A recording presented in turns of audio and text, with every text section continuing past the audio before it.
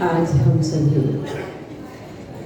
आचार्य श्री मांगनंदीकृत अभिषेक पाठ, जिसमें बहुत सारी चीज़ें पाठांतर हुई हैं, बहुत सारे छंद किसी में है किसी में नहीं भी है। इस प्रकार से विषय देखने को मिला, पर हम उस जिनाभिषेक को समझें जिसमें मैंने पढ़ा कि अभिषेक अनादि निधन प्रक्रिया है। यह कहीं किसी ने शुरुआत नहीं की, अनादि काल से अभिषेक की प्रक्रिया चल रही है और अनिधन यानी कि अनंत काल तक चलती रहेगी।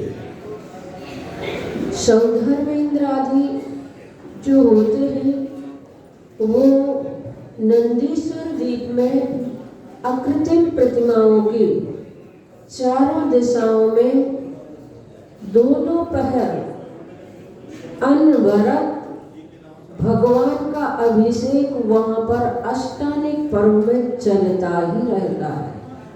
चतुर्निकाय के दिन सौधर्मेंद्र अपने पूरे परिकर के साथ, पूरे वैभव के साथ नंदीश्वर द्वीप में आता है और 8 दिन वही बस जाता है और फिर विदेह क्षेत्र आदि में हमेशा तीर्थंकर विद्यमान रहते हैं। उनके कल्याण आदि मनाने के लिए भी सौधर्मेंद्र जाता है। इस प्रकार से साक्षात भगवान के दर्शन करते हुए भी वह अकृत्रिम चैत्यालयों की वंदना करने के लिए, अभिषेक पूजन करने के लिए भी जाता है। इस प्रकार मैंने पढ़ा कि जिनाभिषेक प्रायः तीनों लोकों में, ऊर्ध्वलोक, मध्यलोक और अधोलोक में शुभ बेला में पुण्यार्थी पात्रों द्वारा प्रतिदिन किया जाता है। जब मैंने ये विशेषण पढ़ा तो मुझे ऐसा लगा कि वास्तव में अभिषेक वही कर पाएगा जिसका साथी साथ पुण्य होता है, जिसका पुण्य अतिशयकारी होता है, क्योंकि भगवान के निकट पहुंचने का सौभाग्य हर किसी को नहीं प्राप्त होता है।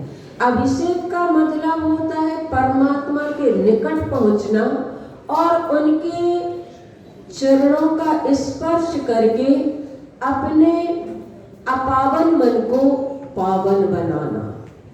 और इसीलिए अभिषेक किया जाता है, क्योंकि जिन प्रतिमा तो वैसे ही पवित्र है, भगवान तो वैसे भी अपने कर्मों को काट करके पवित्र हो गए हैं, लेकिन भगवान का अभिषेक हमारे कर्मों को काटने में कारण बनता है, इसलिए अभिषेक किया जाता है। अभिषेक का उद्देश्य यही होता है कि हे परमात्मा, हमारी जो आत्मा अपावन है, उस अपावन आत्मा को आप जैसा पावन करने के लिए हम आपके चरणों में गंधोदक जल की धारा बरसा रहे हैं। और सुगंधित जल जब भगवान की मूर्ति से स्पर्शित होते हुए निकलता है तो वह जल पवित्र हो जाता है, पावन हो जाता है, पूज्य हो जाता है, क्योंकि बड़े बड़े मुनिराज भी उसे अपने सिर पर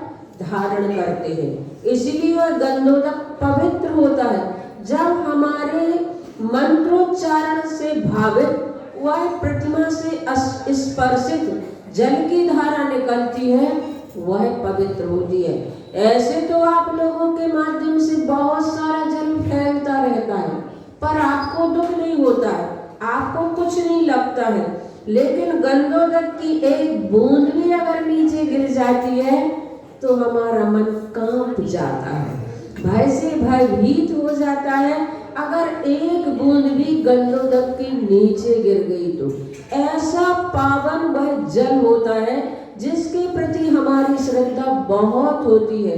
तो ऐसे अभिषेक की प्रक्रिया को अपने पास 10-15 मिनट का समय है, उतने में हम उच्चारण और अर्थ को समझेंगे। तो पहले आप लोग इसका उच्चारण करेंगे, उसके बाद अर्थ। श्रीमन नतामर शिरस तट रत्न दीप्ति तोयाव भासी चरणाम्बुज युग्म मीसम अरहंत मुन्नत पदप्रद माभिनम्य तन्मूर्ति मूषद्य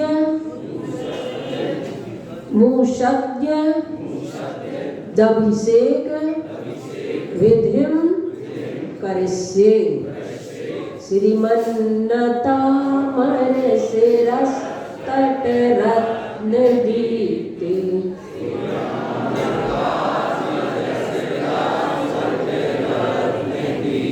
तोयावभासि चरणाम्बुज युग्ममीशम्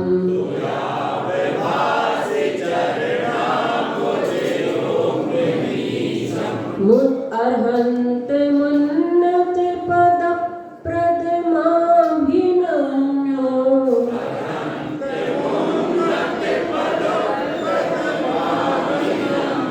तन्मूर्तिमुस्त्यज दभिषेक विधिं करिष्ये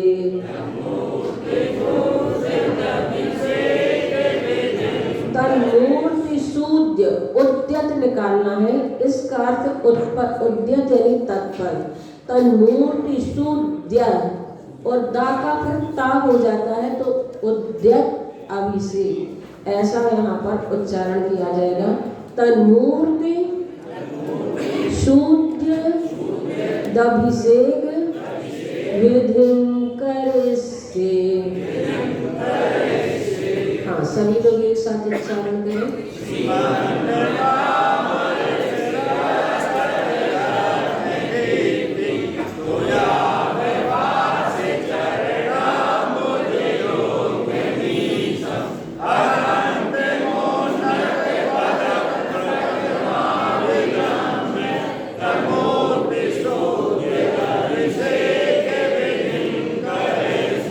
अभिषेक जो होता है वो किस प्रकार से होता है, तो यहाँ पर बताया जा रहा है श्रीमन्नतामर। श्री यानी कि लक्ष्मी, ऐसे वैभव से शोभायमान, और नम्र यानी कि नम्रीभूत। अमर नतामर, नत अमर, अमर यानी कि देवताओं के शिरस तट मस्तक रूपी तट पर स्थित रत्न दीप्ति, रत्नों की कांति रूपी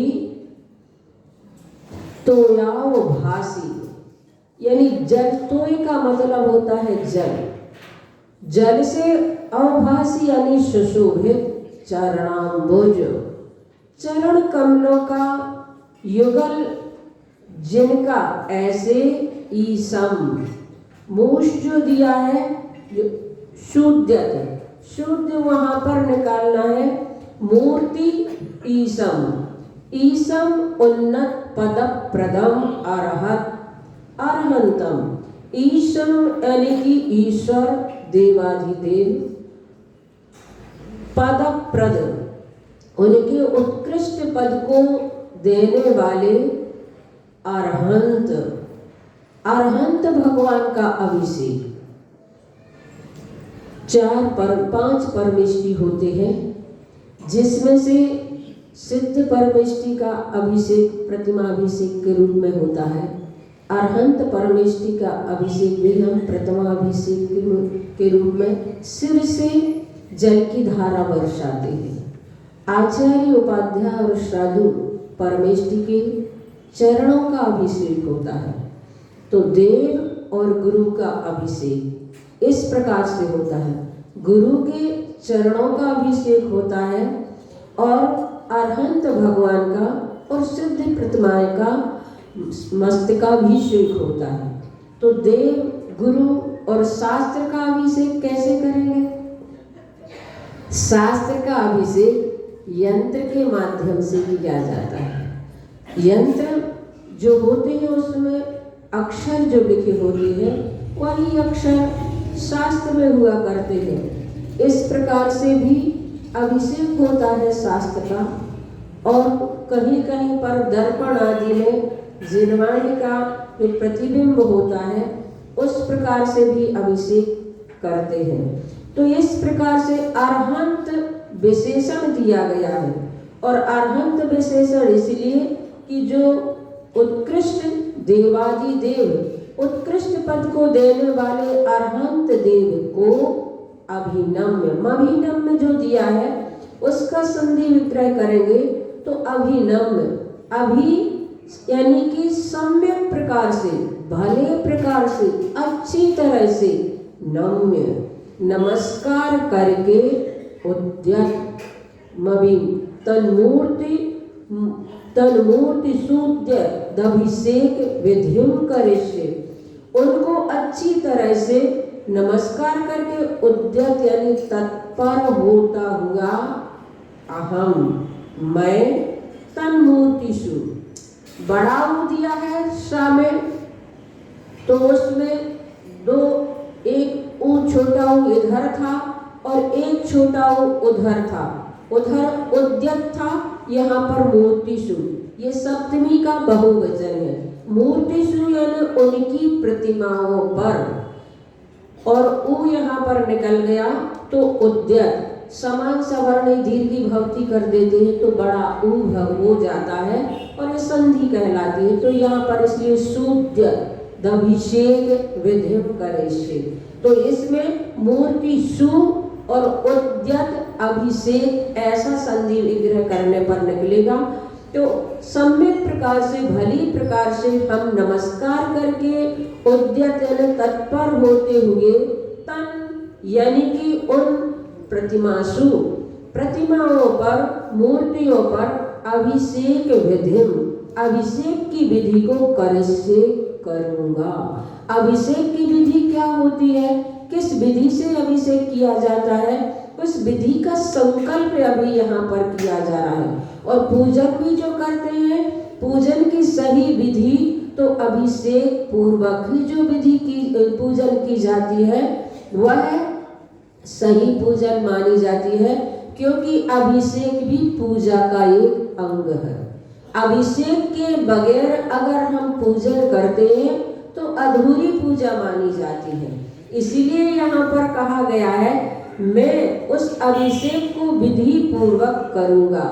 और इस प्रकार से अथ अभिषेक करण प्रतिज्ञा कर्तव्या, ऐसा पढ़ करके अभिषेक करने की प्रतिज्ञा करनी चाहिए, संकल्प करना चाहिए। और अथ पौर्वाणिक देव वंदनायाम पूर्वाचार्यानुक्रमेण सकल कर्म क्षयार्थम भाव पूजा वंदना स्तव, संकल्प किया जा रहा है भाव पूजा वंदना स्तव समेतम श्री पंच गुरु भक्ति पुरस्करम कायोत्सर्गम कुर्वेहम, यानी कि अथ यानी कि अब, अहम यानी मैं, पौर्वाणिक देव वंदनायाम, पौर्वाणिक यानी प्रातःकालीन संबंधी देव वंदना के उपक्रम में जो पूजन आदि का हम संकल्प कर रहे हैं उसमें पूर्वाचार्यानुक्रमेण जो हमारे पूर्वाचार्यों ने कहा है उनके द्वारा बताए गए क्रम के अनुसार, पूर्वाचार्यानुक्रमेण यानी पूर्वाचार्यों के द्वारा बताए गए क्रम के अनुसार सकल कर्म क्षयार्थम, हाँ अभिषेक और पूजा हमारे संपूर्ण कर्मों को नष्ट करने में परंपरा से कारण बनती है। इसलिए हमें बहुत ही यहाँ पर बताया जा रहा है सकल कर्म क्षयार्थम भाव पूजा वंदना स्तव। भाव पूजा वंदना स्तव का मतलब है भाव पूजा, भाव वंदना और भाव स्तवन सहित पूजा, द्रव्य पूजा के साथ साथ भाव पूजा भी होनी चाहिए। सिर्फ द्रव्य में ही अटक करके नहीं रहना चाहिए। हमने द्रव्य को इधर से उधर कर दिया तो हमारी पूजा हो गई, ऐसा यहाँ पर कहा जा रहा है भाव पूजा और भाव वंदना। भाव वंदना का मतलब है कि भगवान को हम नमस्कार करते हैं तो पूर्ण मन, वचन और काय सहित पूरे मनोयोग से, पूरे वचन योग से और पूरे काय योग पंचांग नमस्कार करके। पंचांग नमस्कार क्या होता है? 2 घुटने, दोनों हाथों की कोहनियां और माथा, सिर जब जमीन में लगता है वो पंचांग नमस्कार कहलाता है। ऐसे नमस्कार को मन, वचन, काय से सहित भाव वंदना, भाव वंदना और भाव स्तव। भाव स्तव का मतलब होता है स्तुति कर रहे हैं, शब्दों के माध्यम से तो हम बोल ही रहे हैं, उसके साथ साथ हमारे भाव भी उस रूप होना चाहिए कि हम परमात्मा से क्या कह रहे हैं। तो इस प्रकार से भाव स्तव से श्री पंच गुरु भक्ति पुरस्रम यानी 5 परमेष्टियों की भक्ति पूर्वक कायुत्सर्गम करो में हम कायुत्सर्ग की क्रिया को प्रारंभ करते हैं। और उस संबंधी जो दोष होते हैं एक कायुत्सर्ग के माध्यम से उसका एक प्रायश्चित जैसा भी होता है और पूजा का संकल्प भी होता है। फिर यहाँ पर कहा जा रहा है यह कृतिमास तदितराः, यह कृतिमास तदितराः प्रतिमा जिनस्य संस्नापयन्ति पुरुहूत मुखा दयस्ताः सद्भाव लब्धि समयादि निमित्त योगात् तत्रैव मुज्ज्वल धिया कुसुमं क्षिपामि। यः कृतिमास्तदितरा प्रतिमा जिनस्य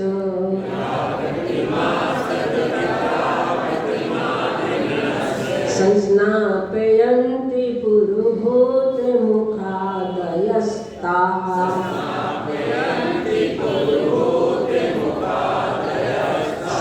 सद्भावलब्धि समयादि निमित्त योगात्।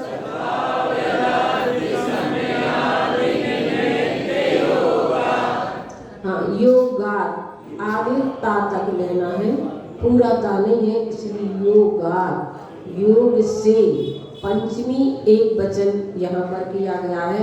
तत्रैव मुज्ज्वल धिया कुसुमं क्षिपामि।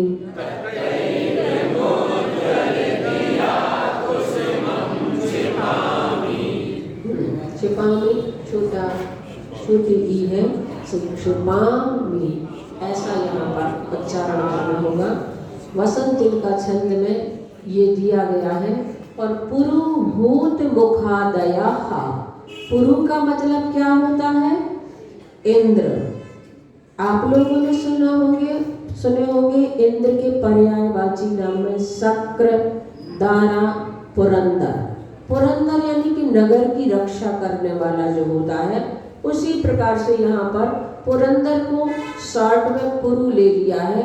पुरुहूत मुखादयः, इंद्र आदि प्रमुख हैं जिनमें ऐसे देव, जिन भगवान की पूजन करने के लिए स्वर्गों के देवता तो बहुत दूर की बात है, साक्षात इंद्र भगवान की पूजन करने के लिए वह आता है।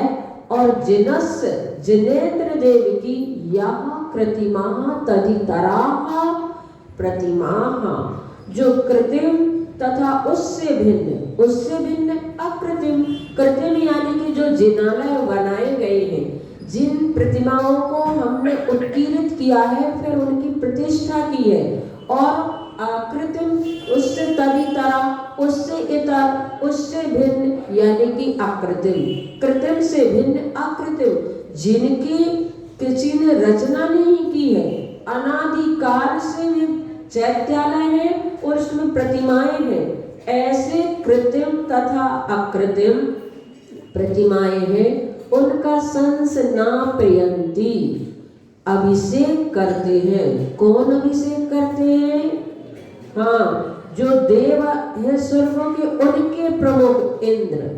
आप लोग तो संकल्प करते हैं इंद्र का और ऐसे अभिषेक करते हैं मनुष्य बन करके। इसलिए वहां पर तेंदुखेड़ा में वो लोग अच्छे बढ़िया मुकुट वगैरह लगा करके ही प्रतिदिन अभिषेक करते हैं। अभिषेक जब करते हैं उनके यहाँ की परंपरा मैंने देखी, मुझे बहुत अच्छी लगी, क्योंकि यहाँ पर संकल्प किया जा रहा है इंद्र आदि प्रमुख है जिनमें ऐसे देव जिनेंद्र भगवान की यह प्रतिमा तदितरा प्रतिमा, जो कृत्रिम तथा उससे भिन्न अर्थात अकृत्रिम प्रतिमाएं उनका संस नापयंती अभिषेक करते हैं। मैं भी सद भाव लब्धि समयादि निमित्त योगा, हाँ हम भी संकल्प कर रहे हैं अभिषेक करने का, लेकिन कैसे? आए और जल्दी जल्दी डाल दिया कलश, ऐसा नहीं।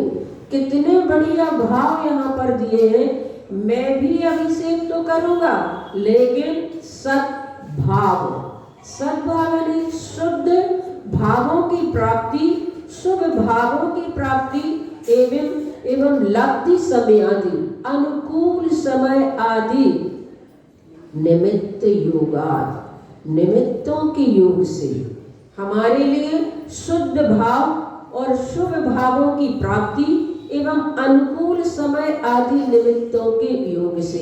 अनुकूल समय आदि का योग कि हमारे पास किसी प्रकार की ऐसी परिस्थिति नहीं है जो हम अभिषेक से वंचित हो।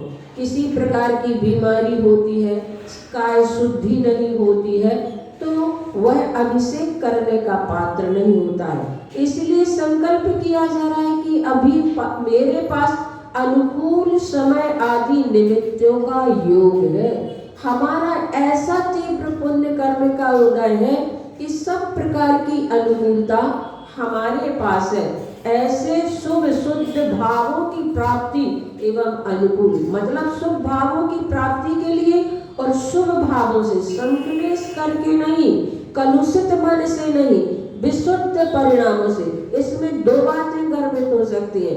एक तो हमारे भाव शुभ आगे भी बने रहे, इसलिए अभिषेक करते हैं, और जब अभिषेक कर रहे हैं उस समय भी हमारा परिणाम शुभ रहे, कलुषित ना रहे, किसी भी प्रकार से हमारे अंदर मलिनता ना रहे। और इसलिए अभिषेक करते हैं कि भगवान ने तो अपनी मलिनता को धो लिया है, लेकिन हे परमात्मा हमारे अंदर तो राग देश आदि की मलिनता भरी पड़ी है। उस राग देश की मलिनता को दूर करने के लिए निमित्त योगों से उज्ज्वल धिया, पवित्र निर्मल बुद्धि से। कैसी बुद्धि से? पवित्र निर्मल बुद्धि से। पवित्र बुद्धि हो, निर्मल बुद्धि हो, और किसी भी प्रकार के हमारे मन में ईर्ष्या मात्सर्य आदि का भाव ना हो। तन उन प्रतिमाओं के समक्ष उस अभिषेक विधि में एवं इस प्रकार कुसुमम पुष्पों को क्षिपामि, क्षेपण करता हूँ। यह पद पढ़कर पुष्प क्षेपण किया जाता है। उसके बाद का जो छंद है किसी में मिलता है, किसी में नहीं मिलता है, और अभी अपना समय भी पूरा हो गया है। इसके बाद जो सेंद्रा स्वरा पद मद वार गणा ऐसा वाला एक छंद आया है, ये पढ़ते हैं आप लोग, क्योंकि ये जन्माभिषेक का दिया है। हाँ, इसलिए ये मुनि श्री अभय सागर महाराज श्री के प्रेरणा से शांति धारा नाम की पुस्तक निकली है। उसमें कुछ कुछ छंद अलग भी कर दिए गए हैं और कुछ कुछ पाठ जो पाठांतर रूप में है वो भी दिए गए हैं। तो इसमें तो वो छंद नहीं था, इस वाली पुस्तक में था जनवाणी में। तो मैंने सोचा कि आप लोग अगर ये पढ़ते हैं तो उसमें तो छंद में दिया गया है कि जन्माभिषेक के समय का है, इसलिए वो न पढ़ करके आगे का जो हम कल पढ़ेंगे उसका कल तो नहीं होना है। कल अभिषेक शायद वहाँ से होगा, शांति धारा भी वहीं से होगी। अभिषेक शांति धारा वहाँ से होगी। और आचार्य श्री कहा करते हैं कि जो हम होड़ करते हैं, प्रतिस्पर्धा करते हैं, पंच इंद्रियों के विषयों की प्राप्ति की अपेक्षा से सांसारिक वस्तुओं में होड़ करते हैं।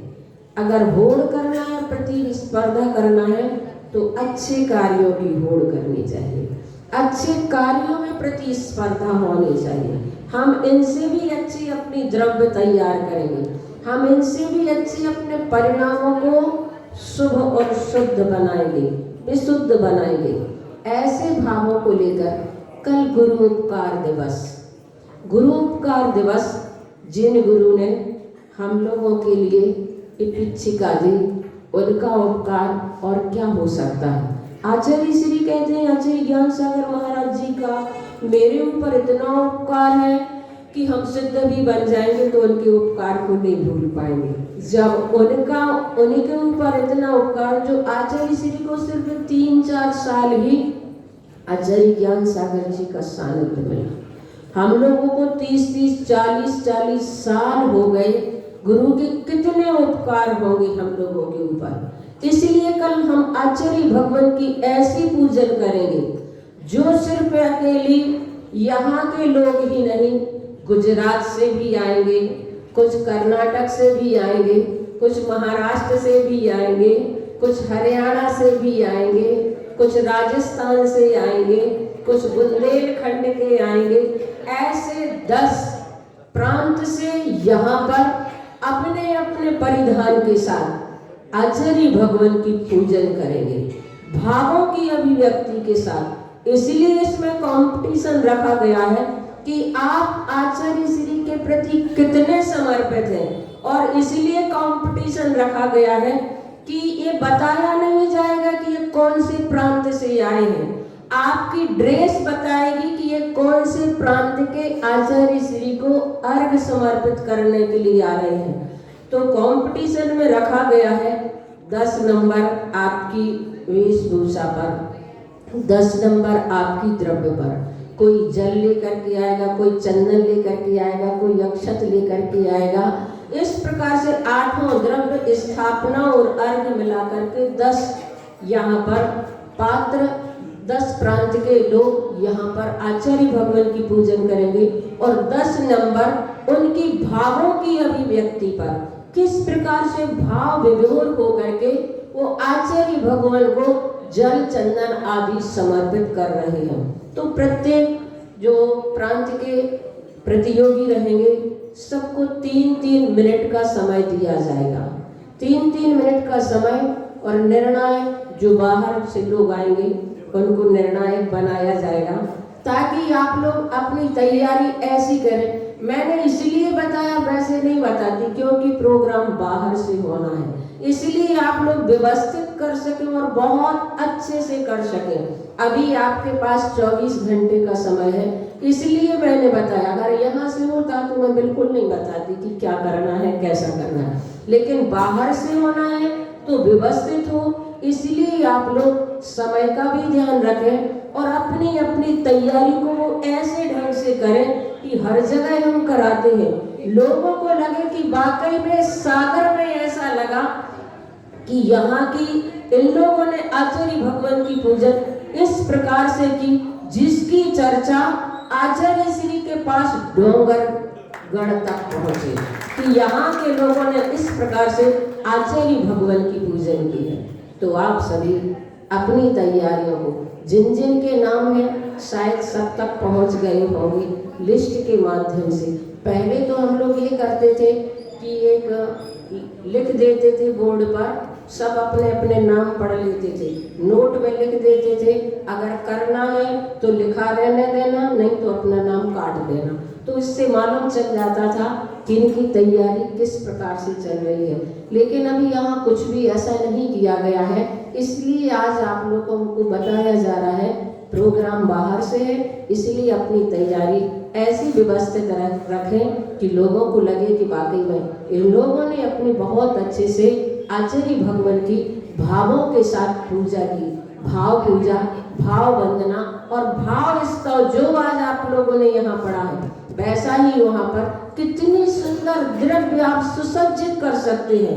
दुनिया के कंपटीशन में तो आप बहुत तैयारी करते हैं, लेकिन अगर आपने द्रव्य का पात्र सजाना तैयार किया है, उसी समय से आपकी असंख्यात गुणी निर्जरा में कारण बनेगी, क्योंकि ये धर्म प्रभावना है, प्रदर्शन नहीं है। इसलिए धर्म प्रभावना के लिए आप सभी इस प्रकार से अपने भावों को, अपने द्रव्य को और अपने वेशभूषा को व्यवस्थित रखेंगे। समय पूरा हो चुका है, इतना ही कह करके मैं अपने वाणी को विराम देती हूँ। महावीर भगवान की जय। देखिए, जैसा कि